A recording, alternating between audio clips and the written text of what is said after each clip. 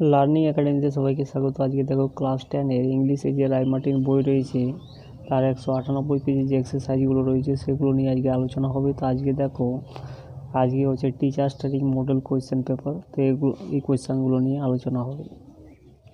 তো এর কোয়েশ্চেনগুলো দেখো, tick the correct alternative to complete the following sentence, অর্থাৎ কারেক্ট অপশানটাকে এখানে টিক করতে বলা আছে। 1 নম্বর দেখো, Swami was late for school by, অর্থাৎ স্বামী কতক্ষণের জন্য স্কুলে লেট ছিল। তো এটা হয়ে যাবে 30 মিনিটস। এই যে এখানে প্রথম লাইনটাতে দেওয়া রয়েছে দেখো, হাফ অ্যান আওয়ার লেট, তাহলে হবে 30 মিনিটস। এরপরে 2 নম্বর দেখো, Swami was forced to go to school by his, অর্থাৎ স্বামীকে বাধ্য করা হয়েছিল স্কুলে যেতে কার দ্বারা, তার বাবার দ্বারা, তাহলে কী হবে ফাদার। 3 নম্বর দেখো, Swami found his teacher to be, অর্থাৎ স্বামী তার টিচারকে দেখতে পেয়েছিল কি হিসাবে, জেন্টেল হিসাবে। এরপরে বিয়েরগুলো দেখো, fill in the chart with information from the passage given above, অর্থাৎ কি এই প্যাসেজটাকে চার্টটাকে কমপ্লিট করতে বলা হচ্ছে। তো 1 নম্বর দেখো, স্বামী কেম লেট টু স্কুল, অর্থাৎ স্বামী স্কুল দেরিতে এসেছিল, তার কারণ কী ছিল, স্বামী হ্যাডেক, কারণ স্বামীর কী ছিল, তার মাথা ব্যথা ছিল। এরপরে 2 নম্বর দেখো, স্বামী ফেল স্যাড, অর্থাৎ কি স্বামী দুঃখিত হয়ে পড়েছিল, তার কারণ কী ছিল, Swami sat down when Samuel said his father had done him rightly, Swami বসে পড়েছিল যখন কিনা স্যামুয়েল তাকে বলেছিল যে তার বাবা তাকে ঠিকই করেছে, তখন কিন্তু স্বামী দুঃখ অনুভব করেছিল। এরপরে সিয়েরগুলো দেখো, অ্যান্সার দ্য ফলোয়িং কোয়েশ্চেন, নিচের প্রশ্নগুলির উত্তর এখানে লিখতে বলা আছে। 1 নম্বর দেখো, হোয়াট ইমপ্রেসড স্যামুয়েল, অর্থাৎ কোন জিনিসটা স্যামুয়েলকে প্রভাবিত করেছিল। উত্তরটা এইখানে দেওয়া আছে। দেখো স্বামী said my father said I should not miss school sir, Samuel looked impressed. এই যে এই কথাগুলো বলার পরে কিন্তু স্যামুয়েল কি হয়েছিল, স্যামুয়েল ইমপ্রেসড হয়েছিল। তো উত্তরটা কি লিখবে দেখো, স্বামীজ ফাদার টোল্ড, অর্থাৎ স্বামীর বাবা কি বলেছিল স্বামীকে, that he should not miss the school, অর্থাৎ তার স্কুল মিস করা উচিত নয়। এই যে কথাগুলো এগুলো কিন্তু স্যামুয়েলকে প্রভাবিত করেছিল। This word impressed Samuel. এরপরে দুইয়েরগুলো দেখো, read the poem carefully and answer the question that follow.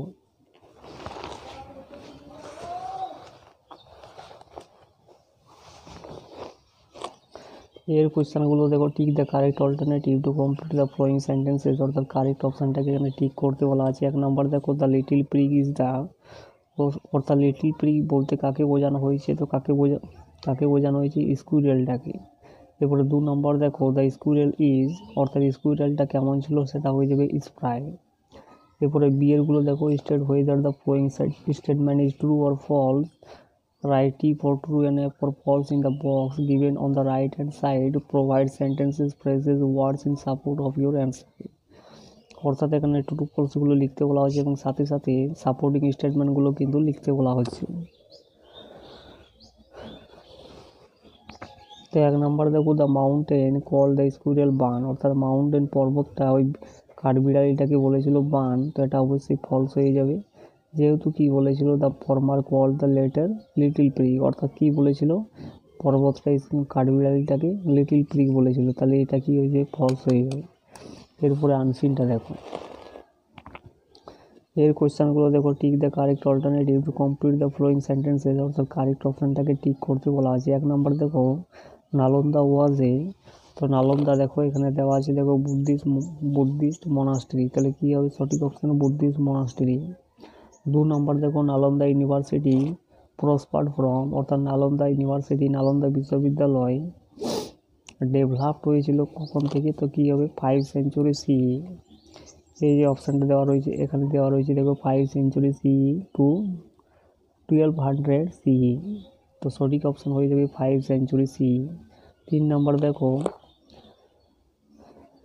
হিউয়ান Tsang stayed in Nalanda as a student, অর্থাৎ হিউয়ান সাং নালন্দা বিশ্ববিদ্যালয়ে ছিলেন কি হিসাবে, স্টুডেন্ট হিসাবে, ছাত্র হিসাবে।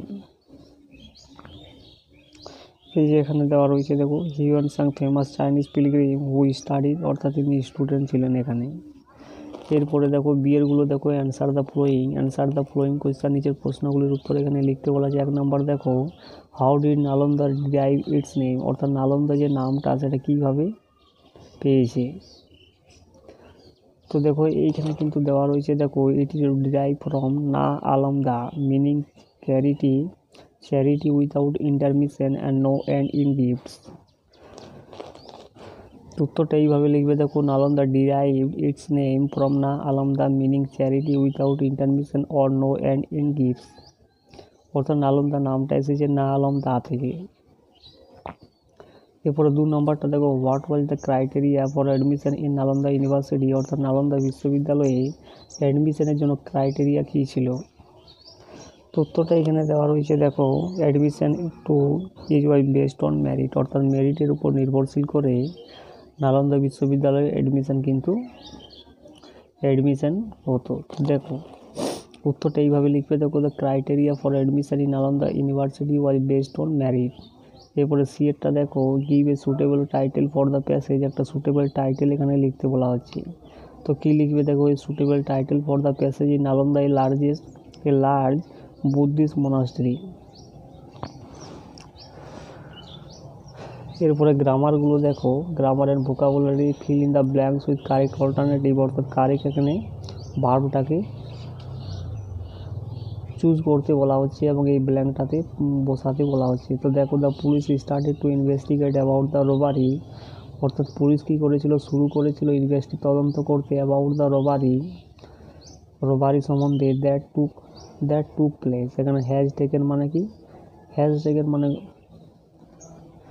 টুক প্লেস মানে কি, হ্যাজ টেকেন মানে ঘটেছে, আর টুক প্লেস মানে ঘটেছিল। তাহলে কী হবে এখানে, এটা যেহেতু V2 এ রয়েছে দেখো, সেহেতু কিন্তু এটা V2 এ হবে, অর্থাৎ টুক প্লেস হবে। এটা টুক প্লেস লাস্ট উইক, অর্থাৎ গত সপ্তাহে যেটা ঘটেছিল, but so far they had discovered.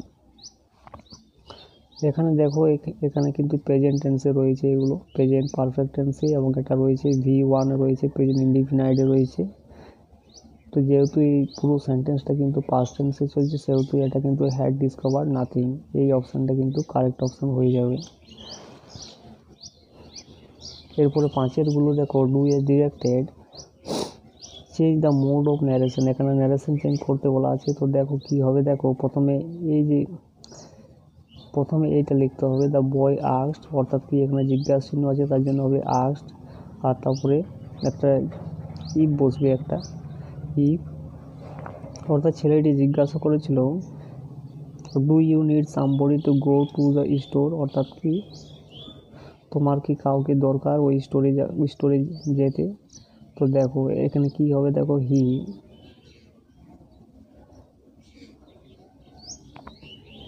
এখানে তোমাকে বলা হচ্ছে, তাহলে কি হবে, if he needed somebody to go to the store, এখানে দেখো নিডটা হয়ে যাবে নিডেড, যেহেতু এটা সেড লেখা রয়েছে।